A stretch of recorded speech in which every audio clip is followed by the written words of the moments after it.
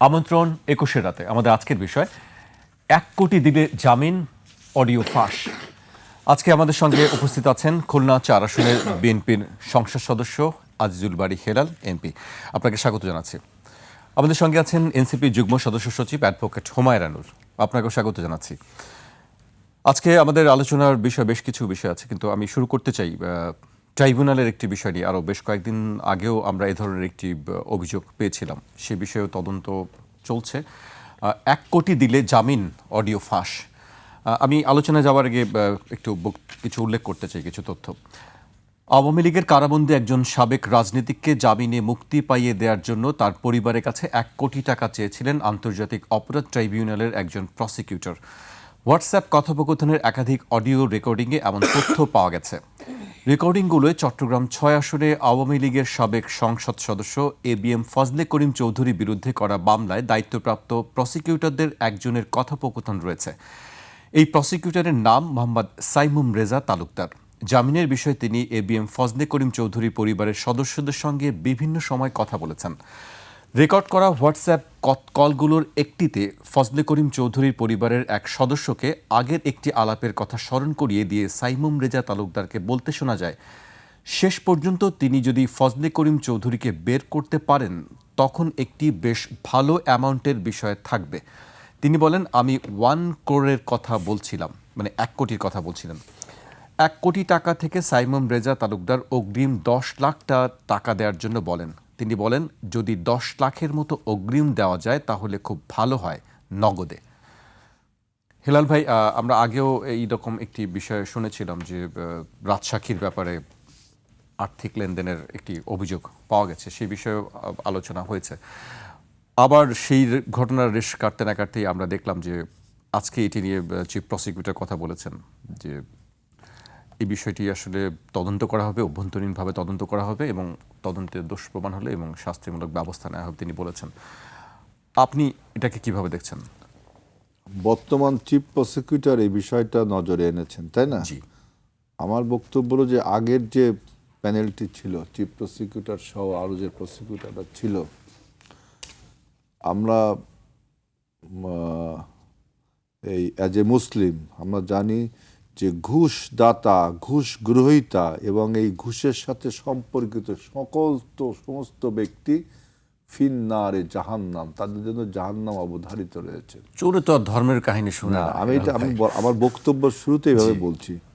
তো এখন ডক্টর ইউনূস যে আপনার আন্তর্জাতিক অপরাধ ট্রাইব্যুনালটা তৈরি করেছিল, যার চিফ প্রসিকিউটর ছিল তাজুল ইসলাম এবং তার যে অন্যান্য প্রসিকিউটর আপনার সাইমুম পারভেজ, খুব সম্ভব তিনি এই ঘুষটি চেয়েছেন।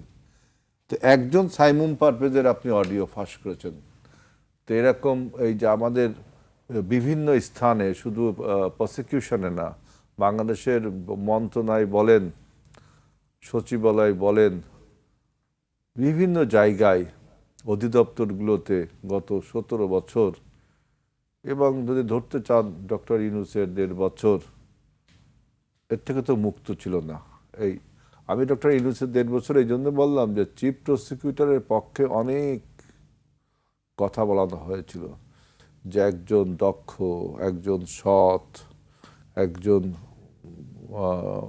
ভালো ব্যক্তি, যে তিনি এটা যখন জানলেন তখন তিনি কেন পাবলিক করলেন না, এটা পাবলিক করলেন না। এই জন্য আমি প্রথমে হাদিসটা বললাম যে হাদিসে রয়েছে যে দুইজনই, যে নেই, যে দে এবং এর যে মধ্যস্থতা করে এবং এর সাথে যারা থাকে তারা সবাই জাহান্নামে, এটা হলো হাদিস। তা আমি জানি তো চিফ প্রসিকিউটর তো একটা একটা মানে ইসলামিক মনোভাব সম্পন্ন একজন মানুষ। তিনি এত বড় একটা হাদিস জানার পরেও তিনি কেন এটা পাবলিক করলেন না? এবং বাংলাদেশের সমস্ত জায়গায় রন্ধ্রে রন্ধ্রে যে এই ঘুষ দুর্নীতির যে অপচ্ছায়া লুকিয়ে রয়েছে, এর বিরুদ্ধে তো কেউ কখনো, সবাই মুখে লিপ সার্ভিস দিয়েছে, জিরো টলারেন্স, জেহাদ ঘোষণা করলাম, এমন কোনো সরকার নেই করেনি। এবার দেখুন আমাদের সরকার, অর্থাৎ তারেক রহমানের সরকার, এই দুর্নীতির বিষয়ে আমরা কঠোর হবার জন্য, আপনি প্রথমে দেখেন যে বাংলাদেশে একসময় ছিল দুর্নীতি দমন ব্যুরো, ঠুটো জগন্নাথ, তাই না? জি। বিএনপি সরকার প্রথম কিন্তু দুর্নীতি দমন কমিশন করেছেন, ওই ইউনূস সরকার, ওই ফখরুদ্দিন সরকার করেনি কিন্তু। ওই দুদক, দুদক নামটা দুর্নীতি দমন কমিশন। 111-এ দুদক, ওই একটা গান বেরোয়েছিল দুদক দুদক, তখন ওই ওই অ্যাব্রিভিয়েট ফর্মটা দিচ্ছে দুদক। দুর্নীতি দমন কমিশন প্রথম বিএনপি সরকার গঠন করে। মানে দুর্নীতি দমনের প্রতি, দুর্নীতির বিরুদ্ধে যে আমাদের যে আন্তরিকতা আছে তার একটা বহিঃপ্রকাশ কিন্তু আমরা কমিশনটা গঠন করেছিলাম। সেই কমিশনকে আপনার মিসইউজ করেছে বিগত সরকারগুলো। ওই কমিশনকে নিয়েই আবার দুর্নীতিবাজদের আপনার সার্টিফিকেট দেওয়া আছে। আপনি একটা দুর্নীতি মামলায় পড়লেন, আপনাকে একটা সার্টিফিকেট দেওয়া হলো দুর্নীতি মামলা থেকে যে আপনি অমুক অমুক দুর্নীতি করেছেন। ঠিক ওই যারা সার্টিফিকেট দিয়ে ওদের আবার টাকা দিবেন, আপনি একটা সাদা সার্টিফিকেট পাবেন যে আপনি দুর্নীতিবাজ না। তার মানে দুর্নীতির মামলা খেলে তার একটা লাভ হয়, সেটা সার্টিফিকেট পায়, পরে যায় সে দুর্নীতির সাথে জড়িত না। সবার ক্ষেত্রে হয় না, কিছু কিছু লোক, কিছু কিছু ক্ষেত্রে হয়। কিছু কিছু ক্ষেত্রে হয়। তো এবার আমাদের সরকারের এই, যেহেতু আমরা একবার আন্তরিকতা দেখিয়েছি দুর্নীতি দমন কমিশন গঠন করে, এবার অবশ্যই দুর্নীতি দমন কমিশনটা যেন অ্যাক্টিভ থাকে এবং ভালো থাকে, যেন শস্যের মধ্যে ভূত না থাকে। শস্যের মধ্যে যদি ভূত না থাকে সেই ব্যবস্থা করা হবে। আর এই একটা জিনিস মনে রাখবেন, ঘুষ দুর্নীতি আইন কানুন দিয়ে পৃথিবীর কোনো দেশ কি বন্ধ করতে পেরেছে? আপনি বলেন। আমেরিকা বলেন, রাশিয়া বলেন, লন্ডন বলেন, খোদ সৌদি আরব বলেন, আরও যদি কোনো ভালো দেশ, ফিনল্যান্ড, আরও যদি কোনো ভালো দেশ বলেন, সুইডেন, এগুলো তো সব আপনার সোশ্যাল ওয়েলফেয়ার কান্ট্রি, ভালো দেশ। এইসব জায়গায় ঘুষ দুর্নীতি হয় না, কম হয়, কম হয়। তার মানে আমি বলতে চাচ্ছি যে, যেমন ডক্টর ইউনূস একবার বলেছিল যে আমি দারিদ্রকে জাদুঘরে পাঠাবো। আমি বললাম কত বড় একটা ভুল কথা বললো। আল্লাহ সৃষ্টি করেছে মানুষকে ধনী এবং দরিদ্র দিয়ে, সেই দরিদ্রকে আপনি জাদুঘরে পাঠাবেন? এটা হয়? দারিদ্র থাকবেই, সম্ভব না, থাকবেই, কম বেশি, এটা হলো প্রশ্ন। ঠিক ঘুষ দুর্নীতিও তাই, এটা থাকবেই, কম বেশি। এখন বক্তব্য হলো যে এটাকে আপনি একদম নির্মূল যদি করতে হয় বা সহনীয় পর্যায়ে যদি করতে হয়, তাহলে আপনাকে নৈতিকতার কাছে ফিরে যেতে হবে, আপনাকে নৈতিক হতে হবে। কিন্তু ওই যে আবার প্রথমেই আমি বলছিলাম যে চোরে না শুনে ধর্মের কাহিনী, মানে আমরা তো ধর্মের কথা জানি, কিন্তু তারপরে তো আমরা যখন চোরে না শুনে তখন ডান্ডার ব্যবহার করতে হবে, ডান্ডার ব্যবহার করতে হবে। আবার ডান্ডার ব্যবহার করতে বলে আপনার আমাদের হিউম্যানিটি, যে মানবাধিকার, হিউম্যান রাইটস যে কমিশনগুলো আছে, তারা তখন তো আবার যা মানে এটা কি হচ্ছে, অন্যায় অত্যাচার, কত কিছু আছে না। এখন এই জন্য আমি বলছি, দেখেন আপনি যতই ল এনফোর্সিং এজেন্সিকে বা দুর্নীতি দমন কমিশনকে জোরে আপনি কঠোর হতে বলবেন, আবার মানবাধিকার কমিশনগুলো আছে, তাদের একটা বক্তব্য থাকবে এই দুর্নীতিবাজদের পক্ষেও। কিন্তু মানে এখানে অনেক কিছু ইকুয়েশন থাকবে। এই জন্য আমি বারবার বলি যে মানুষ যদি ধর্মের কাছে নিজেকে আত্মসমর্পণ করে, তাহলে মানুষ নৈতিক হয়ে ওঠে। মানুষ যখন নৈতিক হয়ে ওঠে, তখন সমাজও নৈতিক হয়ে উঠতে বাধ্য হয়। একটা নৈতিকতার সমাজ গড়ে তুলবার জন্য মানুষকে অবশ্যই ধর্মের কাছে আশ্রয় নিতে হবে, ধর্মের নৈতিকতাগুলোকে তাকে অনুসরণ করতে হবে, এবং আমাদের দেশের যে আইন কানুনগুলো আছে সেগুলো সঠিক প্রয়োগ করতে হবে। এখন দেখেন আন্তর্জাতিক ট্রাইব্যুনালে তাজুলকে বা আপনার সরিয়ে দিয়ে আরেকজনকে দিয়ে হলো, কত কথা উঠলো না? হ্যাঁ, তাজুল যে অযোগ্য তা কিন্তু আমরা বলছি না, একজন যোগ্য লোক আমরা সেখানে দিয়েছি। এখন তো দেখছি যে ওখানেও তো শস্যের মধ্যে ভূত ছিল, ওখানে তো টাকা চাওয়া। এর আগে শেখ হাসিনার আমলে যখন যে দুর্নীতি, ওই যে মানবাধিকারের যে ছিল, যারা ছিল তাদের বিরুদ্ধে তো এরকম অভিযোগ ছিল, আমি আর নাম বললাম না, তাদের বিরুদ্ধে তো এরকম অভিযোগ ছিল। সুতরাং আমি আমার দৃঢ় বিশ্বাস আমাদের এই সরকারের আমলে যে প্রসিকিউটরে যাদের নিয়োগ হয়েছে, কারণ এটা একটা সেন্সিটিভ ইস্যু, এরা মানবতা বিরোধী অন্যায় করেছে, দেশদ্রোহিতার কাজ করেছে, এরা টাকা দিয়ে পার পেয়ে যাবে, তাহলে আমাদের রক্তের কি দাম থাকলো, আমাদের সংগ্রামের কি দাম থাকলো, আমাদের আত্মত্যাগ, এই সংগ্রাম, ছাত্রদের এই বিক্ষোভ, ছাত্র রাজনীতিবিদদের এই বিক্ষোভ কি টাকার কাছে বিক্রি হয়ে যাবে? গুরুতর অভিযোগ, এটা গুরুতর অভিযোগ, টাকার কাছে বিক্রি হয়ে যাবে। টাকা দিলেই জামিন পেয়ে যাচ্ছে। আপনি কারা জামিন পাচ্ছে? যারা মানবতা বিরোধী অপরাধ করেছে, ছাত্রদেরকে হত্যা করেছে, রাজনীতিবিদদের হত্যা করেছে, গত 17 বছর হত্যার সাথে যারা জড়িত, তাদেরকে আপনি টাকা দিয়ে ছাড়াচ্ছেন। তার মানে এটা তো মানে ক্রিমিনাল অফেন্স তো আছে, এর পরেও আপনার 2টা অফেন্স হচ্ছে, যে আপনি মানবতা বিরোধী অপরাধ, এই সদ্য যারা মৃত্যু বা শহীদ হলো, আবু সাইদ, ওয়াসিম, আপনার মুগ্ধ, এদের রক্তের সাথে বেইমানি করছেন আপনি, এদের রক্ত আপনি টাকার কাছে বিক্রি করে দিচ্ছেন, সেটাই তো অপরাধ এখানে। জি, আমি আপনার কাছে আবার আসবো হেলাল ভাই। আমি এই পর্যায়ে হুমায়রা নূরের কাছে আসতে চাই। হুমায়রা, একজন তরুণ আইনজীবী হিসেবে বা অ্যাডভোকেট হিসেবে আপনি এই ঘটনাটি কিভাবে আসলে মূল্যায়ন করবেন? প্রথমত আমি 2টা অডিও শুনেছি। ব্যারিস্টার রেজওয়ানা ইউসুফ, উনি নিজেও একজন স্বনামধন্য আইনজীবী। আর জনাব সাইমুম রেজা তালুকদার, যাকে আইসিটি ট্রাইব্যুনালে নিয়োগ দেওয়া হয়েছে, উনার, ধরেন আমি আইন পেশায় যতদিন কাজ করছি, সুপ্রিম কোর্টে আমার এনরোলমেন্ট হয়েছে 3.5 বছর হলো। আর তার আগে লোয়ার কোর্ট, সব মিলিয়ে আমার লাইসেন্স পাওয়ার পরে আর আগের সময়টুকু আমি হিসাব করলে আমি 1 যুগের উপর আমি এই একই অঙ্গনে দৌড়াচ্ছি প্রতিদিন। কিন্তু এই ভদ্রলোককে কোনো কাজে, হাইকোর্টে বা লোয়ার কোর্টে মামলা সংক্রান্ত কোনো কাজে কেউ কখনোই দেখে নাই। উনি একজন শিক্ষক বা শিক্ষকতা পেশার সাথে ছিলেন। এত বড় দুর্নীতিবাজ লোক, সে শিক্ষকতা কিভাবে করলো, আর তার যে ছাত্ররা, সাইমন পারভেজ, হ্যাঁ, ও কি শিক্ষক? হ্যাঁ, শিক্ষক, এবং তার পেশা হচ্ছে শিক্ষকতা। তাকে সেখান থেকে তুলে এনে, একজন একাডেমিশিয়ানকে আপনি তুলে এনে তাকে আপনি আইসিটি ট্রাইব্যুনালের প্রসিকিউটর হিসেবে বসাই দিলেন কেন?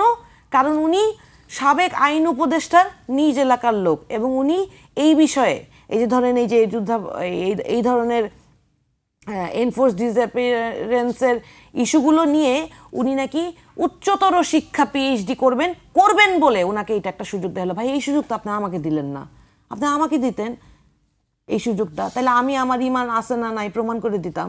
তাহলে আপনি এই ধরনের একটা লোককে যখন নিয়োগ দিয়েছেন, তখন আমি এখানে বসে বলছি, বিএনপির আইনজীবী জনাব কাজী মুস্তাফিজুর রহমান আহাদ সাহেব, উনি স্পষ্ট ওনার ফেসবুকে এটা লিখেছে যে এই যে আইসিটি ট্রাইব্যুনালে নিয়োগ হচ্ছে, এই নিয়োগগুলো প্রশ্নবিদ্ধ নিয়োগ। ওই ভদ্রলোক তখন অতি বিএনপি সাজার জন্য, উনি তো বিএনপি, এখন বিএনপির সমস্যা কি জানেন? বিএনপি নিজের দলের যে ত্যাগী কর্মীরা আছে তাদের বাদ দিয়ে তারা অতি বিএনপি সাজার লোকদেরকে বেশি ওন করে। আপনি দেখেন, এটা তো আমরা আগেও দেখেছি, আওয়ামী লীগের সময় একই অবস্থা দেখেছি। না, আমি এটা প্রমাণ সহ দিই। আপনি দেখেন হামিম, ছাত্রদলের হামিমকে ওনারা বহিষ্কার করবে, ভাই হাসে কেন? সে নাকি একটা পারমিশন ছাড়া একটা প্রোগ্রাম করছে। তাইলে আপনারা কি নেতৃত্ব তৈরি হইতে দিবেন না? অথচ একটা লোক আপনার দলের নাম ভাঙায় সে যাবতীয় অপকর্ম করবে। এই ধরনের, আপনি আজকে দেখেন, আজকে বেগম খালেদা জিয়া মৃত্যুবরণ করার আগে অন্তত উনার জানের উপর যেই অপবাদ ছিল, 2 কোটি টাকা মিথ্যা মামলার অপবাদ, সেটা মোচন হয়েছে না? এই জুলাই না আসলে কি সেটা হইতো বলেন তো? আজকে জনাব তারেক জিয়া বিদেশ থেকে বাংলাদেশে আসতে পেরেছেন, নিজের মাকে মৃত্যুর আগে একবার অন্তত ছুঁয়ে দেখতে পেরেছেন। এই কথাটা আমাকে, this has touched me a lot, this meant a lot to me. That is Y আমি এই কথাটা বারবার বলি। এই জুলাই না আসলে কিন্তু এটা হতো না। হয়তো ওনার মা বাংলাদেশের মাটিতেই শেষ নিঃশ্বাস ত্যাগ করতেন, উনি হয়তো মাকে শেষবার ছুঁয়েও দেখতে পারতেন না।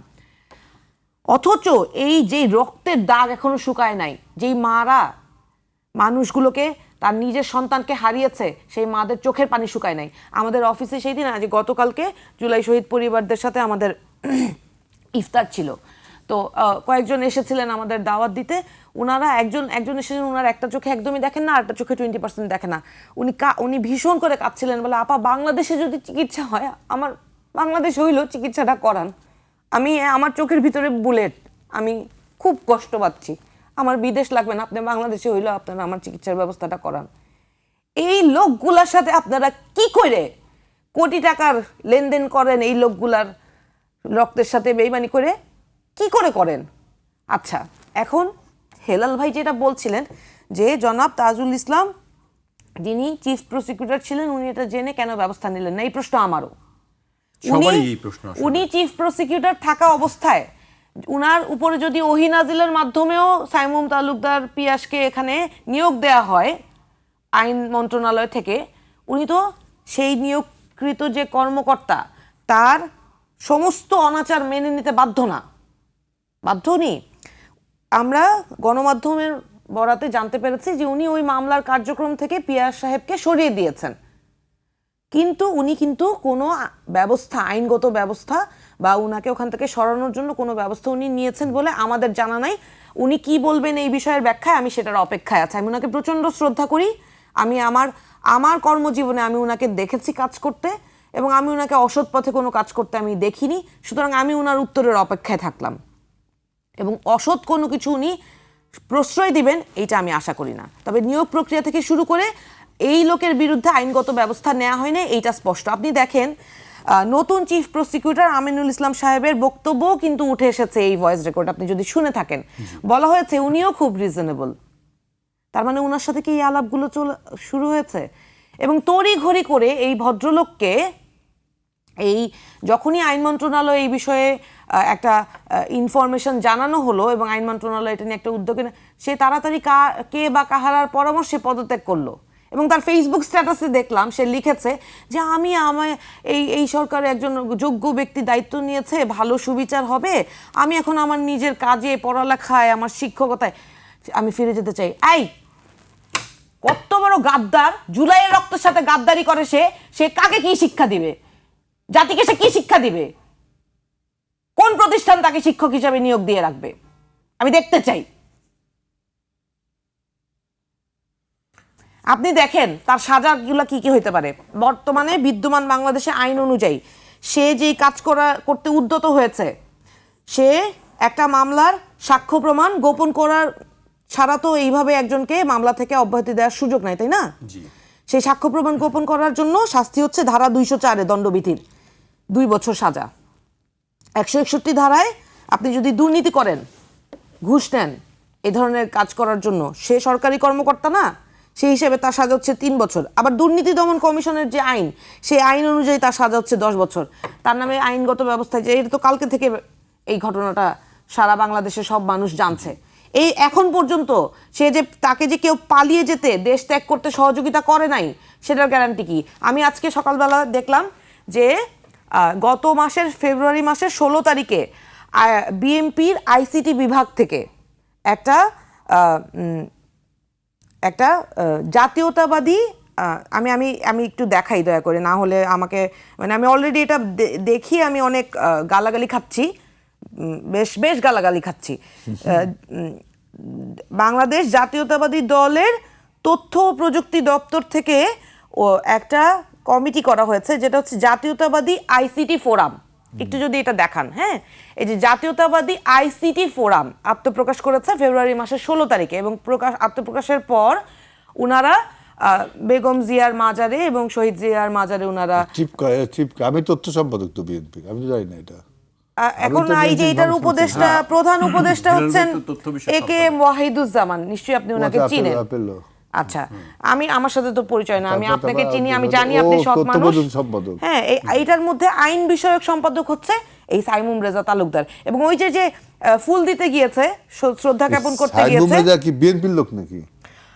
আমি জানতাম যে উনি বিএনপির সমর্থক। এখন আপনারা যদি এই ধরনের একটা বাটপারকে ওন করেন, না ও আমাদের লোক হবে কেন? না আমি তো সারা বাংলাদেশে বিএনপির সমর্থক আছে, কিন্তু আমি কিন্তু শুরু করেছি ওই কথাটা বলে। আপনি দেখেন বিএনপির সমস্যাটা কোথায়, আপনি দেখেন যারা ত্যাগী তাদেরকে বহিষ্কার করে দিবে, তাদেরকে অব্যাহতি দিয়ে দিবে। হ্যাঁ, নারায়ণগঞ্জে ওই যে তৈমুর আলম খন্দকার স্যার, ওনাকে আমি ছোটবেলা থেকে চিনি, ওনারা বহিষ্কার করে দিছে। কেন? উনি মামলা করতে গেছে। ওনারা রুমিন ফারহানাকে বহিষ্কার করে দেয়, কারণ রুমিন ফারহানা স্বতন্ত্র নির্বাচন করছে। কিন্তু ওনারা এই বাটপারগুলোকে কোলে তুলে নেয় যে আয় বাবা, তোরা আমাদের নাম ভাঙায় এই ধরনের বড় বড় গাদ্দারি কর, আমাদের পুরান নেতাকর্মীদের কোনো মূল্যায়ন করার দরকার নেই, তোদেরকেই মূল্যায়ন করবো, কারণ তোরা গাদ্দারি করবি। এই গাদ্দারির পয়সার ভাগ কি ওনারা পায় কিনা আমি জানি না, আমি এই অভিযোগ অপবাদ দিতে চাই না, কিন্তু আমি চাই বিএনপি যেহেতু সরকার গঠন করেছে এবং বিএনপিকে আমরা এই বাংলাদেশের মানুষকে সার্ভ করার জন্য সহযোগিতা করতে চাই, এই ধরনের খালি বলে গুপ্ত, অমুক গুপ্ত, তমুক গুপ্ত। গুপ্ত বলেন কেন আপনারা মানুষকে? আপনাদের নিজের দলেই আশ্রয় প্রশ্রয় দেয়া বহুত বাটপাট আছে যাদেরকে আপনারা কন্ট্রোল করতে পারেন না। আপনারা যারা ত্যাগী কর্মী তাদের বিরুদ্ধে ব্যবস্থা নেন। আইনগত ব্যবস্থা কেন? এখনো 24 ঘন্টা হয়ে গেছে এই রিপোর্ট বের হয়েছে, কি ব্যবস্থা নিছে সরকার? আমি শুনলাম এই যে গতকালকে ছাত্রলীগের একটা ছেলে সেহরি খাওয়া ইস্যু নিয়ে ওই ছেলেকে ওই ওই ডাকসুর ছেলেরা মেরে ধরে তাকে পুলিশে ধরিয়ে দিতে গেছে। সেই ছাত্রলীগের ছেলে যে এই ডাকসুর ছেলেদের নামে মামলা দিতে গেছে, মামলা থানায় নিচ্ছিল না, প্রধানমন্ত্রীর তত্ত্বাবধানে তার সুপারিশে নাকি এই মামলা হয়েছে। অথচ একই দিনে ছাত্র দলের কর্মীকে মেরে ছাত্রলীগে একাকার করে দিছে, সেটার কোনো ব্যবস্থা নাই। এটা নিয়ে কিন্তু কোনো ব্যবস্থা নাই, বিএনপির কোনো লোকের হারা নাই এটা নিয়ে। কিন্তু ছাত্রলীগের অমুক নেতাকে কেন মারলো ডাকসুর ছেলেরা, এটা নিয়ে বিএনপি হাহাকার করে মরে যাচ্ছে। অথচ 17 বছর কি নির্যাতন সহ্য করছে এগুলো সব ভুলে গেছে। আর এই যে ধরেন প্রধানমন্ত্রী ছাত্রলীগের জন্য হাহাকার করে উনি ইনভলভ হয়েছেন, এটা আমি বিশ্বাস করি না। তারপরেও তো ধরেন গণমাধ্যম থেকেই তো জানতে পারলাম। তো উনি এই সাইমুম রেজা তালুকদারের বিষয়ে কি ব্যবস্থা নিলেন? এখানে উনি হস্তক্ষেপ করবেন না? স্বরাষ্ট্রমন্ত্রী কোথায়? আমি তো সালাউদ্দিন ভাইয়ের দিকে সারাদিন তাকায় থেকে এখন সালাউদ্দিন ভাই কি বলবেন, জনাব সালাউদ্দিন আহমেদ কি বলবেন? মানে উনি যেটা বলে এটাই তো আইন, তা উনার এই আইন কই? আমরা সেটি নিশ্চয়ই সামনে দেখতে পাবো। যেহেতু বলা হয়েছে যে এটি অভ্যন্তরীণ একটি তদন্ত করা হবে, সেই তদন্তের যে রেজাল্ট হবে সেই অনুযায়ী আসলে ব্যবস্থা নেওয়া হবে, চিফ প্রসিকিউটর বলেছেন আজকে। হেলাল ভাই, আমরা হুমায়রার বেশ কিছু উত্তপ্ত বক্তব্য শুনছিলাম। তিনি অনেক প্রশ্ন রেখেছেন, অনেক ক্ষোভ থেকে অনেক কথা বলেছেন। আপনিও বলছিলেন যে সর্ষের মধ্যে যদি ভূত থাকে তাহলে সেই ভূত ছাড়াবে আসলে কে? এখন প্রথম বক্তব্য হলো সাইমুম রেজা তালুকদার সে বিএনপি পরিবারের সদস্য না, এটা আপনাকে বিশ্বাস করতে হবে। কার মাজারে কে ফুল দিতে গেল, তাই না? আমি হলো বিএনপির তথ্য সম্পাদক, আর অ্যাপেলের কথা বলছে না, তথ্য প্রযুক্তি সম্পাদক, সে তথ্য প্রযুক্তি সম্পাদক। এখন আমাদের সাথে অনেক লোক ঘোরে, আমরা যেহেতু রাজনীতিবিদ, তাই না? সাইমুম রেজা কোন কমিটির ওই যে কোন মাজারে ফুল দিতে গেছে তার মানে বিএনপির না, ঠিক তো? বিএনপির তো আমাদের নির্ধারিত মেম্বার আছে, আমাদের নির্ধারিত সদস্য আছে, বিভিন্ন পদধারী লোক আছে। সাইমুম রেজা এরকম কেউ না। হুমায়রা নূর যেটা বলছে যে এই সাইমুম রেজাকে বিএনপি নিয়োগ দিছে, এখন এই কথাটা কি সত্য? মানে ওই সময় তো আপনার ইউনূস সরকার ছিল, নিয়োগ তো দিচ্ছে ইউনূস সরকার। আইন উপদেষ্টার এলাকার লোক, আইন উপদেষ্টাও তো আমাদের ছিল না, আসিফ নজরুল স্যার। আসিফ নজরুল স্যারের তো উনি তার বিএনপি করে না, তার মানে এই ঘটনার সাথে বিএনপি জড়িত না। এখন আমাদের এই ক্ষমতায় আসার পরে এই ঘটনা ধরা পড়েছে যে কোনো একজন লোক চিফ প্রসিকিউটর তাজুলের আপনার প্যানেলের একজন আগে লোক থেকে হয়ে আসছে, এইগুলো হয়ে আসছে, এখন ধরা পড়েছে। এখন আমরা বিচার করি কিনা, এখন আমরা এদেরকে বিএনপি পরিচয়ে বিচার না করে থাকি কিনা, এইটা আপনার দেখার বিষয়। আমরা তাকে বিচার করব, তাকে গ্রেফতার করা এখন হয়েছে কিনা আমি জানি না, তাকে প্যানেল থেকে নাকি সরাই দিছে। অবশ্যই গ্রেপ্তার করা উচিত, তাজুল সহ গ্রেপ্তার করা উচিত, 3 জনকেই গ্রেপ্তার করে প্রশ্ন করা উচিত যে আসলে ওই পুরো প্যানেলটাকে আপনার প্রশ্নবিদ্ধ করা উচিত। এবং প্যানেল যে সরিয়ে দিয়ে আমরা নতুন একজনকে বসিয়েছি, তাই তো আমরা খুব একটা অন্যায় করি। তখন তো অনেক কথা বলা হয়েছিল যে আপনার দলীয়করণ করছি। তখন আমি উত্তর দিয়েছিলাম যে দলের মধ্যে সঠিক লোকটিকে আমরা দিব। এখন যাই হোক, আর সেকেন্ড যেটা বলছিল যে তৈমুর ভাই আরো অনেক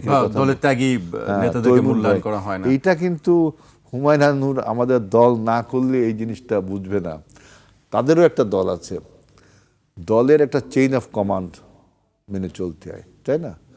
আমাদের এই যে কিনা আপনার তৈমুর আলম খন্দকার ভাই, উনি 2024 সালের নির্বাচনে আমাদের সিদ্ধান্ত ছিল আমরা নির্বাচনে যাব না। তিনি শেখ হাসিনার সাথে নির্বাচনে গেছে, তাকে তাহলে বহিষ্কার করা উচিত না? এখানে ত্যাগ কোনো বিষয়?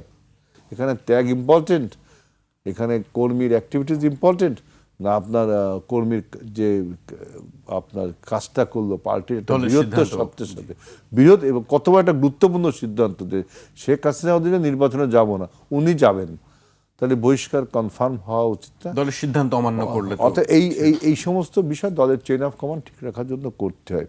এখন বক্তব্য হলো যে এই সাইমুম রেজা তালুকদারকে যদি বিএনপি প্রোটেকশন দেয়, তখন আমি হুমায়ুন আহমেদের কথার সাথে একমত হব। বিএনপি কোনোভাবে যেন একে দিবে তো নাই, এবং আমার দৃঢ় বিশ্বাস সে গ্রেফতার হবে, হওয়া উচিত। আমাদের বিএনপির আমাদের যে স্বরাষ্ট্র মন্ত্রণালয় বা আমাদের আইন শৃঙ্খলা রক্ষাকারী বাহিনী অবশ্যই তাকে যদি আইনে থাকে গ্রেফতার করবে। একটু আমি আপনাকে একটা ইনফরমেশন দিই, জাস্ট ইনফরমেশন, দুঃখিত।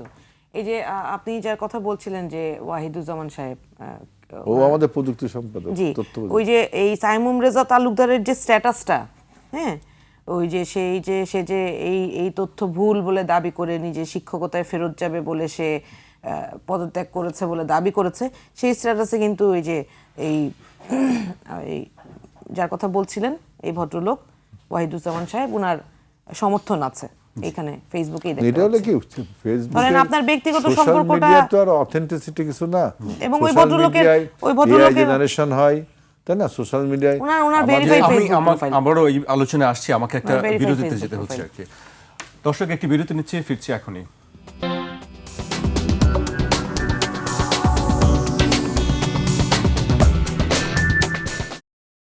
বিরতির পর আবারও স্বাগত, আপনারা দেখছেন ২১ রাত। আমাদের সঙ্গে আছেন খুলনা ৪ আসনের বিএনপির সংসদ সদস্য শেখ আজিজুল বারী হেলাল এমপি। আমাদের সঙ্গে আছেন এনসিপির যুগ্ম সদস্য সচিব অ্যাডভোকেট হুমায়ুন আনুর।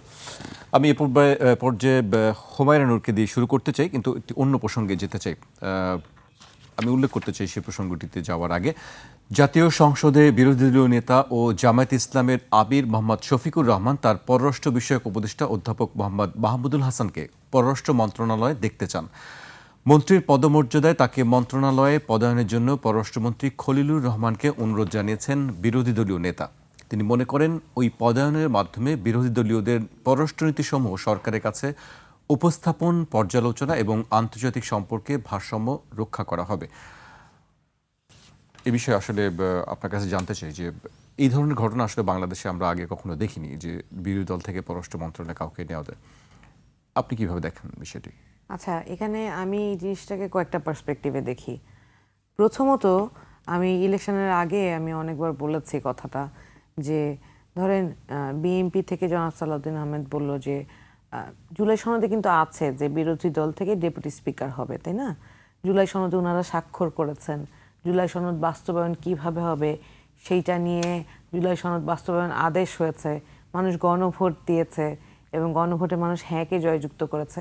তারপরেও এখন ওনারা বিরোধী দল থেকে, বিরোধী দল তো শুধু জামাত না, আমরাও আছি, তো যাই হোক, ওনারা জামাতকেই প্রেফার করেছেন। জামাতকে বলছে যে আপনাদের থেকে ডেপুটি স্পিকার দেন, কিন্তু এটা তো জুলাই সনদ অনুযায়ী ডেপুটি স্পিকার বিরোধী দল থেকেই পাওয়ার কথা, তাই না? কিন্তু ওনারা এমন একটা ভাব করছেন যে এটা ওনাদেরকে দয়া করছেন বা বন্ধুত্ব করছেন।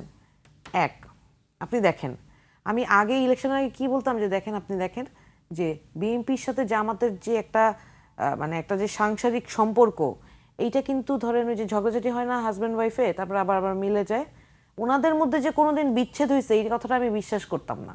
এবং আপনি পদে পদে প্রমাণ পাবেন, এই যে ধরেন এখন যে একটা বন্ধুত্ব দেখাচ্ছে, আবার এই যে চিঠিটা পাঠাইলো জি, পররাষ্ট্র উপদেষ্টাকে, যে জামাতে ইসলাম পররাষ্ট্রমন্ত্রী, পররাষ্ট্রমন্ত্রীকে উপদেষ্টা হিসেবে তাকে, ধরেন আমি তো এটা উপদেষ্টা হিসেবে তাকে, এখন তো আমি তো এটা বলবোই, উনি তো পররাষ্ট্র উপদেষ্টাই ছিলেন জি। ইন্টারিমের, কিন্তু উনি পররাষ্ট্র মন্ত্রী হয়ে গেলেন, যেটা ইতিহাসে বিরল। কিন্তু ইন্টারিম নাকি আমাদের ছিল, কিন্তু ইন্টারিমের উপদেষ্টা আবার বিএনপির মন্ত্রী।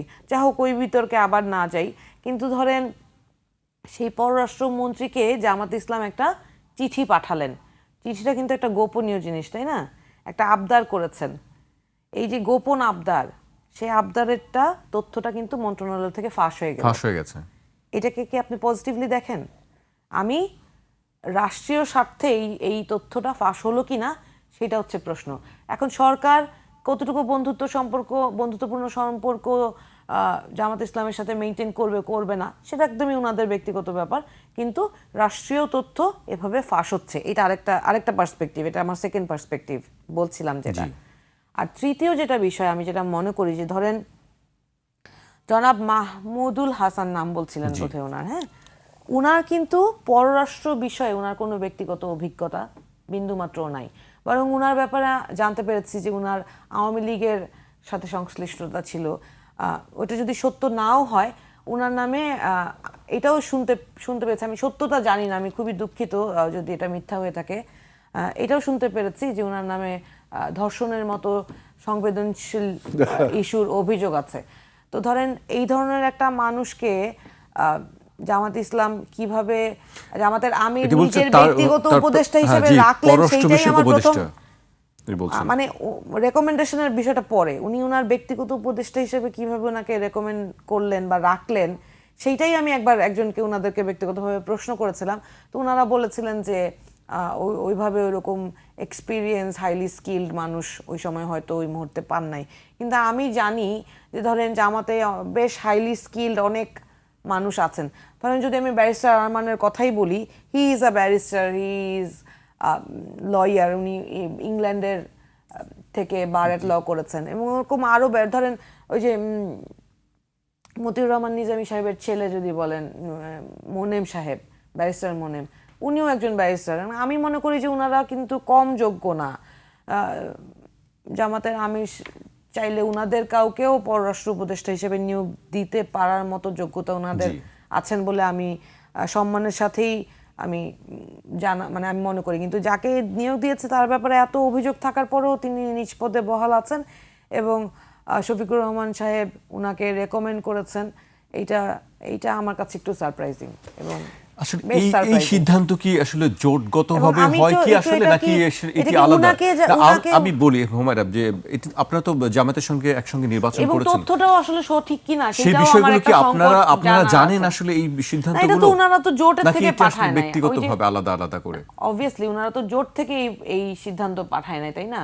ওই যে আমরা তো আগেই বলছিলাম এখন কি সব আলাদা আলাদা হয়ে গেছে, এনসিপির রাজনীতি করবে, জামাতের রাজনীতি করবে, এই যে এখনই তো প্রমাণ দেখলেন। আমি এখন আপনার এখানে বসে ঘটনাটা শুনলাম, তা হয়তো ওই যে নিউজে হেডলাইন দেখেছিলাম, ভিতরে পড়ি নাই, তো আমি ভাবলাম যে হয়তো ব্যারিস্টার আরমানকে শুনেছি যে পররাষ্ট্র উপদেষ্টার একটা সম্মান দেওয়ার কথা, মানে উনার জামাতের আমিরের। এখন নামটা মাহমুদুল হাসান সাহেবের নাম শুনে আমি একটু ইতস্তত বোধ করলাম, এটা সত্যতা কতটুকু আমি জানি না, তবে যদি ব্যারিস্টার আরমান সাহেব হন তাহলে আমি সমর্থন করব, কারণ আমি ব্যক্তিগতভাবে জানি উনি যথেষ্ট কোয়ালিফাইড।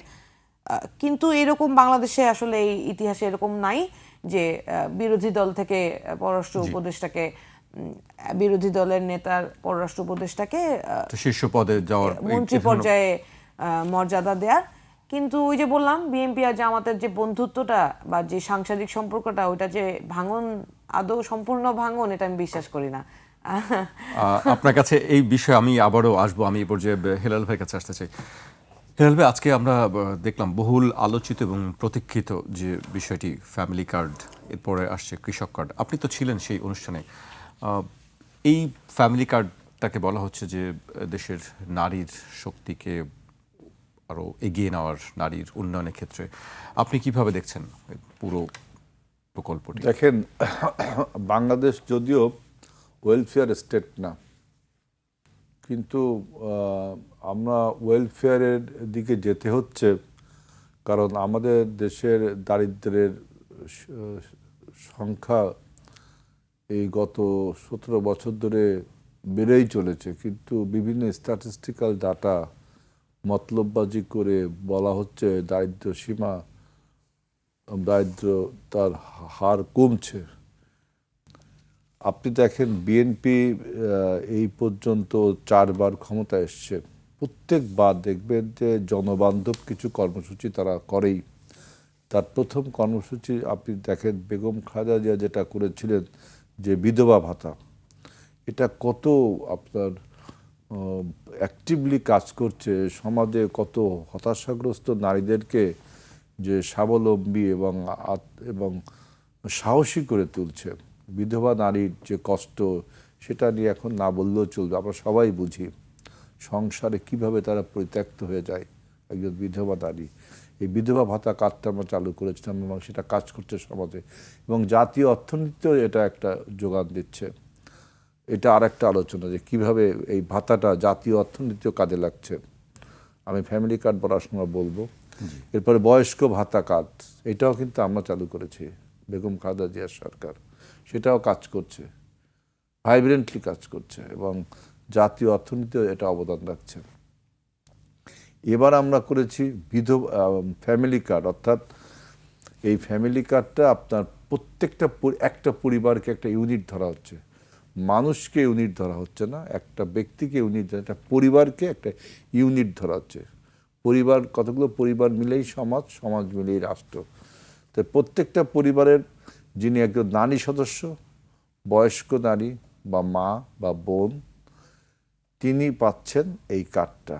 এই কার্ডটায় দেখেন আপনি 2,000 টাকা থেকে 2,500 টাকা, আমরা এবার আজকে যেটা উদ্বোধন হলো 2,500 টাকা তারা পাচ্ছে তাদের বিকাশ অ্যাকাউন্টের মতো একটা অ্যাকাউন্টে 2,500 টাকা পাচ্ছে।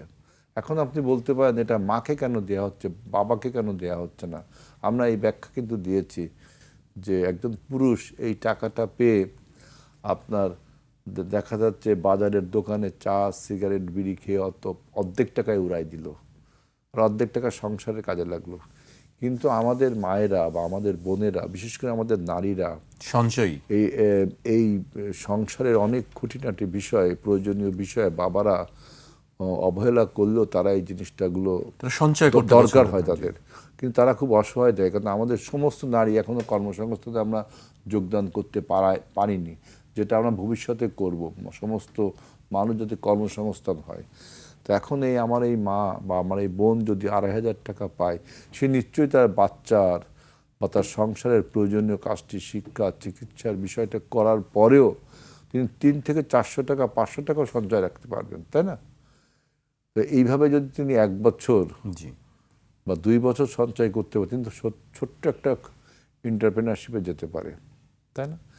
এই সমস্ত বিষয় আপনার সামনে নিয়ে, এবং দেখবে এই ফ্যামিলি কার্ডটা ইন্ট্রোডিউস করছে, এবং দেখবেন সবচেয়ে বিষয়টা এই ফ্যামিলি কার্ড যে ডিস্ট্রিবিউশনের ক্ষেত্রে আপনি বলতে বলেন যে পলিটিক্যাল যারা বিএনপি করে তারা পাবে, বা যারা বিএনপির কে ভোট দেয়নি তারা পাবে, এরকম বলতে পারে। সেটাই তো আমরা দেখি, অতীতে দেখেছি যে দেখা যায় যে এখানে ভিন্নতা তো এখানে আমাদের চমৎকার তো তারেক রহমানের মানে ভিন্নতাটা সেখানে। তিনি এখানে গভর্নমেন্টের প্রশাসনকে অনলাইনের মাধ্যমে প্রত্যেকটা নারী যোগাযোগ করতে, মানে অ্যাপ্লিকেশন করতে পারবে, প্রত্যেকটা নারী। আপনি আমাদের অ্যাডভোকেট হুমায়রা নূরও পারবে। এখন তিনি হয়তো বাদ পড়ে যাবে কখন, তিনি অর্থনৈতিক সলভেন্ট, অর্থাৎ তিনি আর ওই মার্কটা পাবেন। একটা মার্কস আছে যে কে পাবে 8 পয়েন্ট সামথিং মনে হয় মাত্র, আমার ঠিক এই মুহূর্তে মনে করতে পারছি না। যারা অ্যাপ্লিক্যান্ট হবেন তাদেরকে তাদের যে পারিবারিক স্ট্যাটাস, অর্থনৈতিক স্ট্যাটাস, পাওয়ার যোগ্য কিনা এইটা পরিমাপের সমাজসেবা দপ্তর থেকে একটা স্কেল করা হয়েছে, একটা মার্কিং করা হয়েছে। যারা 8 মার্ক পর্যন্ত পাবে তারা এই কার্ডটা পাওয়ার অধিকারী। তার মানে প্রসেসগুলো আসলে কারা করবে, কারা করে দিবে? সমাজসেবা অধিদপ্তর এই প্রসেসটি এবং করবে আমাদের সমাজসেবা অধিদপ্তর, এবং এর সাথে আরও অন্য মন্ত্রণালয় জড়িত আছে। আমি সমাজসেবা মন্ত্রণালয় যেহেতু আজকে প্রোগ্রামটা করলো, যেহেতু এই ফ্যামিলি কার্ডে আমাদের একটা কমিটি করা আছে, সেই কমিটিতে আমি আমি পত্রিকা এবং আজকে অনুষ্ঠান দেখে যেটা বলছি যে টোটাল আপনার যে কোন কোন নারী পাবে, বাংলাদেশের সব নারী অ্যাপ্লিক্যান্ট হতে পারবে, অ্যাপ্লিকেশন করতে পারবে। কে পাবেন পরীক্ষা নিরীক্ষা করছে আবার এই দপ্তরের লোকজন, আমাদের ইন্সপেকশন টিম আছে, বিশেষ করে এই দপ্তর, আপনার এই যে অধিদপ্তর মন্ত্রণালয়ের। তাহলে কি হচ্ছে এখানে, যে আপনার একটা নিউট্রালিটি বজায় রাখা হচ্ছে, যে দেশের জনগণের জন্য এটা, মানে ওয়েলফেয়ার স্টেটের দিকে চলে গেলাম, তাই না? যদিও আমরা ওয়েলফেয়ার স্টেট না, কিন্তু ওয়েলফেয়ার স্টেটের মতোই একটা ধারণা। এরপরে আপনি দেখবেন যে এই 1 মাসের মধ্যে কৃষক কার্ড, এতদিন কিন্তু কৃষক কার্ড হতো, এখন আপনি জানেন আমরা একটা বৈশ্বিক চ্যালেঞ্জ মোকাবেলা করছি, ওই আলোচনায় যাচ্ছি না।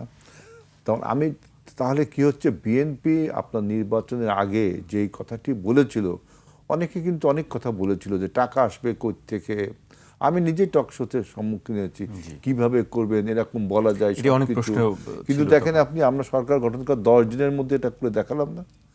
37,000 লোক আজকে পেয়েছে এই কার্ডটা।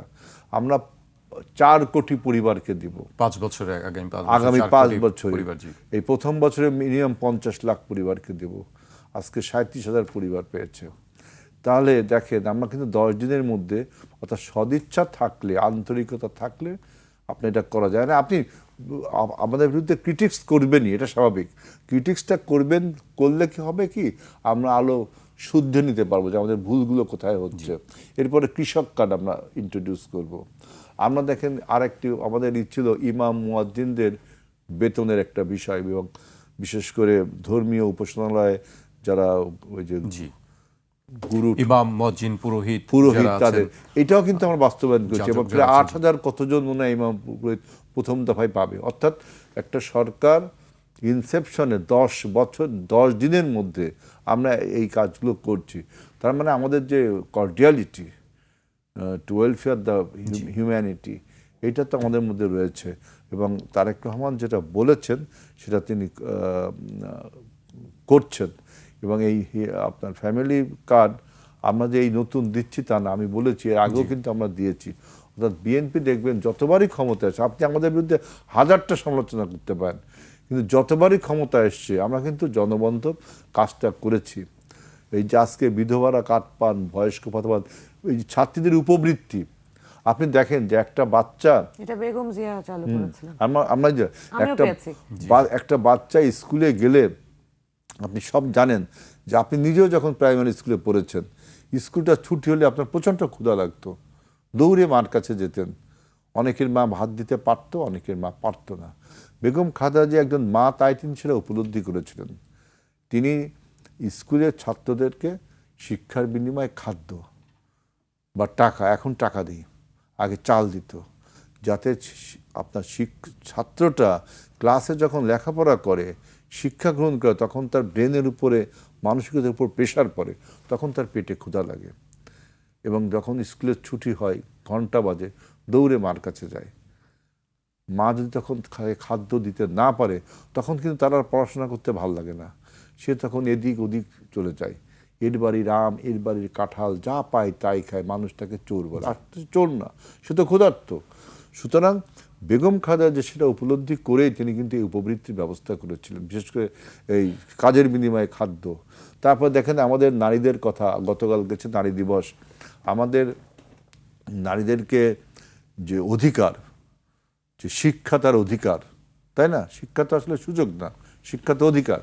এবং নারীরও অধিকার রয়েছে, পুরুষের অধিকার রয়েছে।